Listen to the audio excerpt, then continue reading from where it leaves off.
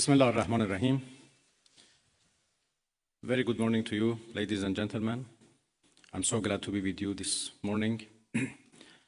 Actually, we invited you yesterday for a briefing on the latest developments on the ground and, of course, on diplomatic process.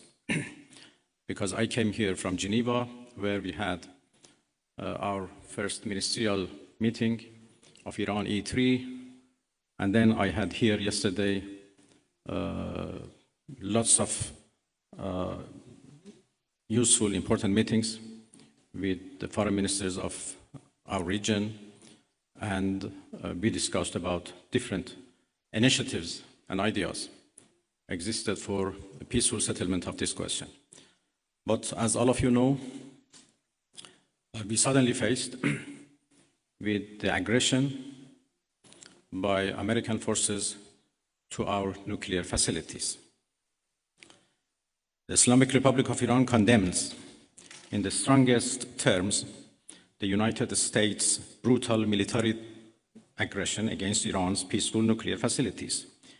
It is an outrageous, grave, and unprecedented violation of the fundamental principles of the Charter of the United Nations and international law. The warmongering and lawless administration in Washington is solely and fully responsible for the dangerous consequences and far-reaching implications of its act of aggression. The U.S. military attack on the territorial integrity and national sovereignty of a UN member state carried out with genocidal Israeli regime, carried out in collusion with the genocidal Israeli regime, has once again revealed the extent of the United States' hostility towards the peace-seeking people of Iran, who will never compromise over their independence and sovereignty. The Islamic Republic of Iran continues to defend Iran's territory, sovereignty, security, and people by all means necessary against not just US military aggression, but also the reckless and unlawful actions of the Israeli regime.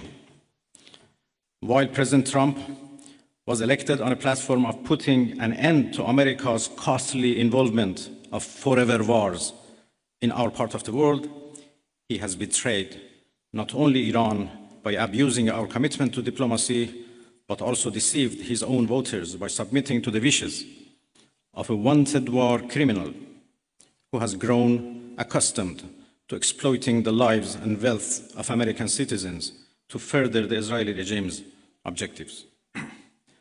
The US act of aggression against Iran's peaceful nuclear facilities constitutes not only a flagrant breach of the UN Charter, especially the prohibition of the use of force under Article 2, Paragraph 4, and the obligation to respect the state's territorial integrity and sovereignty, but also a violation of UN Security Council Resolution 2231.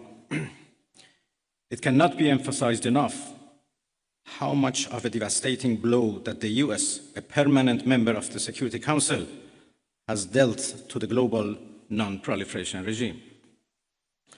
The Islamic Republic of Iran reminds the United Nations, the Security Council, the UN Secretary General, the International Atomic Energy Agency, and other relevant international bodies of their duty and responsibility to take urgent and decisive action in response to this breach of international law. Silence in the face of such blatant aggression will plunge the world into an unprecedented level of danger and chaos. Humanity has come too far as a species to allow a lawless bully to take us back to the law of the jungle. The Islamic Republic of Iran calls on the Security Council to convene an emergency session to unequivocally condemn the criminal act of aggression by the United States against Iran and to hold the administration in Washington accountable for its violations of fundamental principles of United Nations Charter and of norms of international law.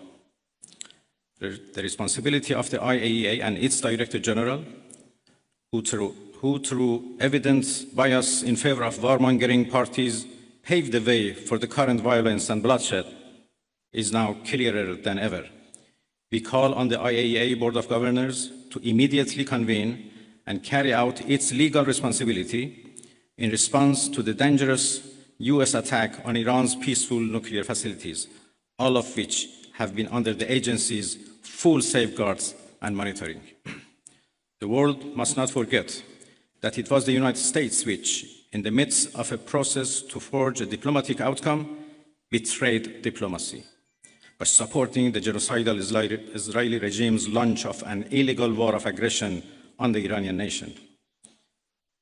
Not content with such malign actions, the United States itself has now also opted for a dangerous military operation and aggression against the people of Iran.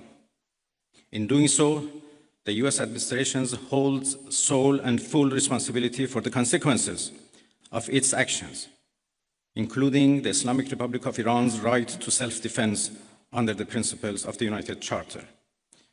In accordance with the UN Charter and its provisions allowing a legitimate response in self-defense, Iran reserves all options to defend its security, interests, and people. Thank you very much. We will now be taking questions. We'd like to start with the Associated Press.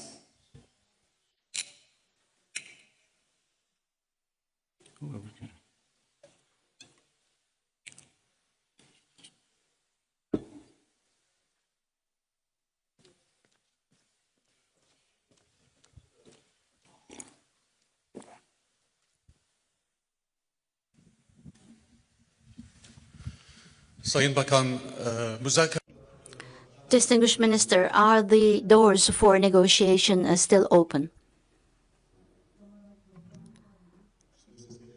Can you hear me now? Distinguished Minister, the question is as follows. Is the door for negotiations still open?